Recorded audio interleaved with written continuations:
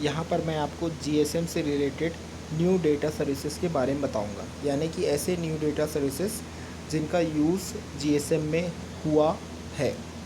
देखिए, high speed circuit switched data यानी कि HSCSD बहुत सारे जीएसएम्स को मिला के 9.6 kbps चैनल्स की स्पीड मिल पाती है, बैंडविड्थ मिल पाती है।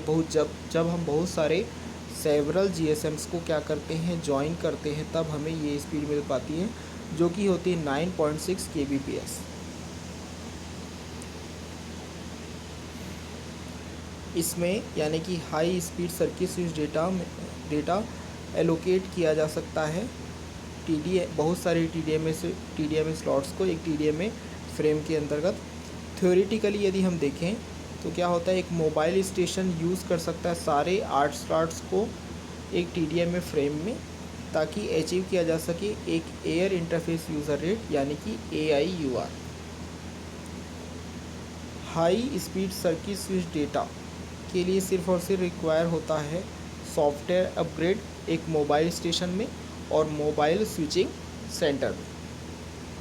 High speed circuit switch data में बहुत सारे लिमिटेशंस होते हैं, जैसे कि ये अभी भी यूज़ करता है कनेक्शन ओरिएंटेड मैकेनिज़म्स, यानी कि जब तक कनेक्शन इस्टेब्लिश नहीं होगा तब तक डेटा ट्रांसफ़र नहीं हो पाएगा और कनेक्शन को क्लोज़ करना भी ज़रूरी है। और यह एफिशिएंट नहीं होता है बर्स्टी और असिमेट्रिक ट्रैफिक के लिए। यदि ट्रैफिक जो है सिमेट्रिक नहीं है, इक्वल नहीं है, और डेटा को फ्रेम्स में भेज पाना उतना according to high speed circuit switch data उतना एफिशिएंट नहीं होता है।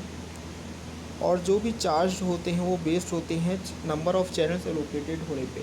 जितने चैनल्स एलोकेटेड होते चले जाएंगे उतने ज़्यादा चार्जेस बढ़ते चले जाएंगे high speed circuit switch data के। इसके अलावा जो नेक्स्ट न्यू डेटा सर्विसेज है वो है GPRS।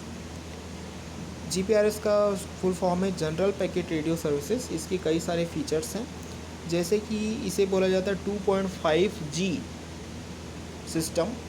2G और 3G के बीच का जो सिस्टम है उसे हम बोलते हैं 2.5G। यह आर्टिकल काफ़ी पुराना है। जिस समय हम जिस समय हम GPRS को पढ़ रहे हैं, हमारा सिलेबस भी पुराना है, इसलिए यहाँ पर कहा गया है कि 2.5G is rose to the popularity. जो GPRS है वो बना हुआ होता है GSM नेटवर्क पे। यह प्रोवाइड कराता है बहुत ज़्यादा आवश्यक पैकेट डेटा सर्विसेज को लगभग पूरे वर्ल्ड में। जो GPRS होता है काफ़ी यूज़फुल होता है ताकि हम स्मॉल वॉल्यूम को फ्रिक्वेंटली यूज़ कर सकें या फिर infrequent small medium volume of data को हम यूज़ कर सकें। टाइम स्लॉट्स जो होते हैं वो एलोकेटेड नहीं होते हैं एक फिक्स्ड या फिर प्री डिटरमाइंड मैनर में, लेकिन होते हैं ऑन डिमांड। इसमें अलाउ किया जा सकता है ब्रॉडकास्ट, मल्टीकास्ट और यूनिकास्ट सर्विस। GPRS हमेशा ऑलवेज़ ऑन मोड में भी आप इसको रख सकते हैं। यदि आप ऑलवेज़ ऑन मोड में रखेंगे GPRS को तो आपको कभी भी बार बार सेटअप नहीं करना पड़ेगा डेटा ट्रांसफ़र के लिए। रिसोर्सेज जो हो सकते हैं वो रिज़र्व हो सकते हैं जब उनकी ज़रूरत पड़ेगी, और उसके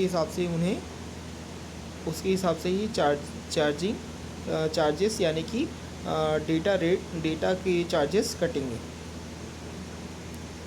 GPRS जो होता है वो ऑफ़र करता है point to point packet transfer 2 versions में,